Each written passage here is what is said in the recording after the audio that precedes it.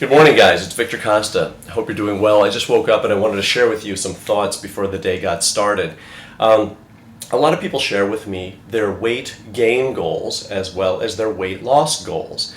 But I hear these days a lot of, hey Vic, I weigh 175 pounds and I would like to get to 200 pounds. Can you help me?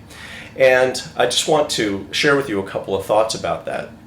Oftentimes we pick a nice round number like 200 out of the ether because maybe one of our peers weighs 200 pounds and we like the size on their body, or our favorite bodybuilder weighs 260 pounds but we feel that that's a little bit too much, so we're going to come up with a happy medium of 200 pounds.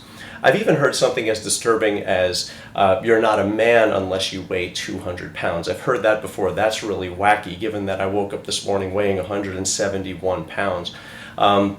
So I wanted to share with you today a couple of ideas.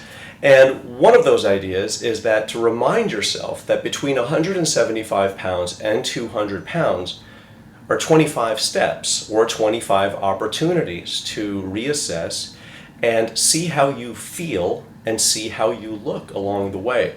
Because what I often find that happens with people is that they actually get to the 200 pounds because that's their goal. They'll do just about anything to get there. So it's relatively easy to get to 200 pounds if that's the objective, because you can just consume enough food. There's no question that that's a problem in our society, that it's very easy to put on weight. The challenge is to actually keep it off and also be healthy. So if you want to get to the 200, you will, but you might find yourself scaling back from there anyway. So what the steps along the way from 175 to 200, it gives you an opportunity to make a tangible goal, a relatively easier goal, right, of maybe two pounds or 3 pounds that you can aspire to, and it'll give the body some time to consolidate and understand what you're doing to it.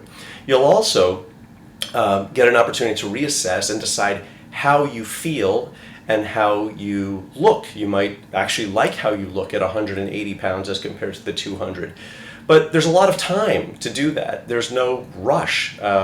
We tend to think that there's this time limit. I want to get to 200 by March so that I could start cutting down by June and look good on the 4th of July. So that's a real challenge for the body. Your body really doesn't understand the calendar date, but what it does understand is what you're trying to do. And if you add a little bit more calories every day, you'll get an opportunity to see how you look at steps along the way between 175 and 200. It's a much healthier way to approach weight gain. And it's the same thing for weight loss. Instead of weighing 200 pounds and wanting to get down to 160, there's also 40 opportunities along the way to decide how you feel. Sometimes when people crash down from 200 to 160, they don't feel very good. They've been deprived, and the body understands that, and then they start moving up naturally back up to a weight of about 180 or 175, because that's where you had the most strength, that's where you had the most vitality and the most energy. So instead of picking a number out of the ether, hey, I'd like to get to this number, pick a more tangible number closer to your present body weight and make that a goal. And chances are you will hit that goal, and you'll have a series of more successes along the way as compared to maybe not even hitting the 200 pounds, right? And then you'll feel as if you failed at trying to achieve your goal, because it's very hard to go from 175 to 200 and have it chiseled up all the way between March and July. Take it easy on yourself. There's really no time limit. And I was speaking to someone the other day, and they told me they wanted to compete, and they felt very intimidated about going into this competition because it was their first competition. It was a non-tested competition. They are a natural athlete, and they wanted to know how I felt when I was going through that process. Now, I wanted to tell them that there's really two contests. There's a contest within a contest. There's the broader contest that you've entered and you've paid your entry fee and that everyone's showing up for. But the contest, the only one that really matters, is the one that you are in personally. You know your personal obstacles as well as your personal achievements within the context of this broader contest, right? And you can celebrate even placing last because you know what you've done to prepare. So the only judge really in the whole thing is you. I've known people to actually come in first in a contest and be dissatisfied because they didn't come in as sharp, or they didn't think that they looked like they could have looked, and that's the person who won the show.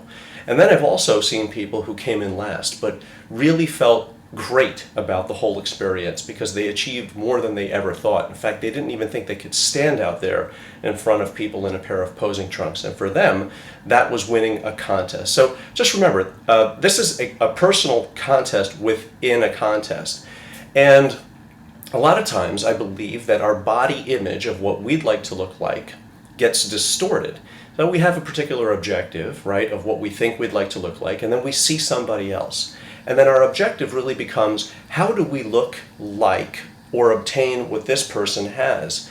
And so the image gets distorted. We just try to aspire to what they look like, not to what we'd originally like to look like in our heart of hearts, absent viewing this other person.